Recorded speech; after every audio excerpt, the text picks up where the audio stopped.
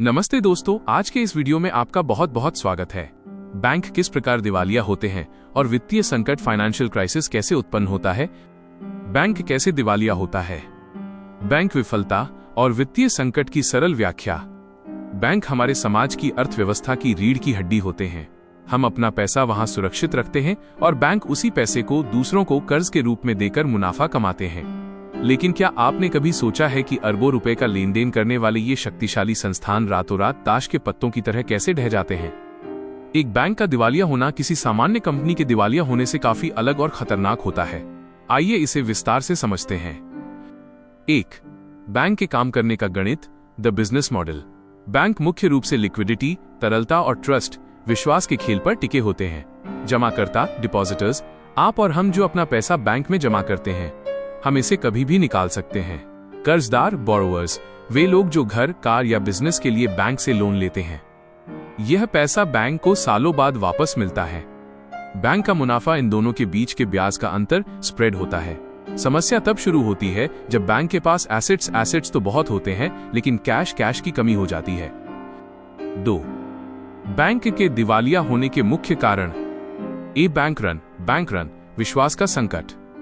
यह बैंक के पतन का सबसे सामान्य और सबसे तेज कारण है। बैंक सारा पैसा अपनी तिजोरी में नहीं रखते, वे उसका अधिकांश हिस्सा निवेश या लोन में लगा देते हैं।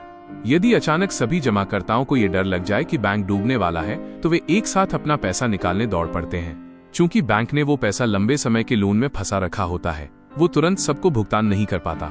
जब बैंक मना करता है तो घबराहट, पैनिक और बढ़ जाती है और अंततः बैंक फेल हो जाता है। खराब लोन और एनपीए, बैड लोन्स और एनपीए। जब बैंक ऐसे लोगों या कंपनियों को बड़े पैमाने पर कर्ज दे देता है जो उसे वापस नहीं कर पाते, तो बैंक की संपत्ति घटने लगती है। यदि ये non performing assets, NPA, bank की अपनी पूंजी इक्विटी से ज्यादा हो जाएं, तो बैंक तकनीकी रूप से दिवालिया हो जाता है। ब्याज दरों में बदलाव, इंटरेस्ट रेट रिस्क। यह सिलिकॉन वैली बैंक एसवीबी के हालिया पतन का मुख्य कारण था।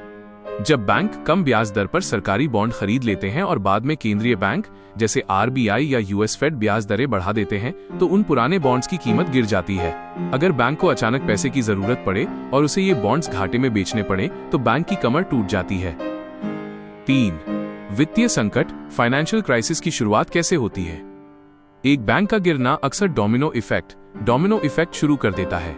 एक संक्रमण, कंटेजन। जब एक बड़ा बैंक गिरता है तो लोग दूसरे स्वस्थ बैंकों से भी डर के मारे पैसा निकालने लगते हैं। 2. कर्ज की कमी, क्रेडिट क्रंच। बैंक डर जाते हैं और नए लोन देना बंद कर देते हैं। इससे बिजनेस ठप होने लगते हैं और बेरोजगारी बढ़ती है। 3. बाजार में गिरावट, शेयर बाजार गिर जाता है क्योंकि निवेशकों का भरोसा खत्म हो जाता है। 4. 2008 का महासंकट, एक सबक। 2008 के वैश्विक वित्तीय संकट की शुरुआत अमेरिका में सबप्राइम मॉर्टगेज से हुई थी।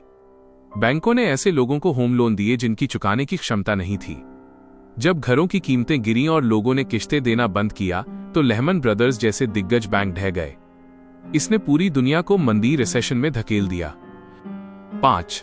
क्या आपका पैसा सुरक्षित है। सुरक्षा के उपाय। सरकारें और केंद्रीय बैंक जैसे भारत में आरबीआई बैंकों को डूबने से बचाने के लिए कई नियम बनाते हैं। सीआरआर और एसएलआर, बैंकों को अपने पास हमेशा कुछ नकद और सोना रिजर्व रखना पड़ता है। जमा बीमा, डीआईसीजीसी। भारत में यदि कोई बैंक डूबता है तो प्रति व्यक्ति 5 लाख रुपए तक की जमा राशि का बीमा सरकार द्वारा किया जाता है। Bail out. कभी कभी सरकार टैक्सपेयर्स के पैसे से बैंकों को सहारा देती है ताकि पूरी अर्थव्यवस्था न डूबे।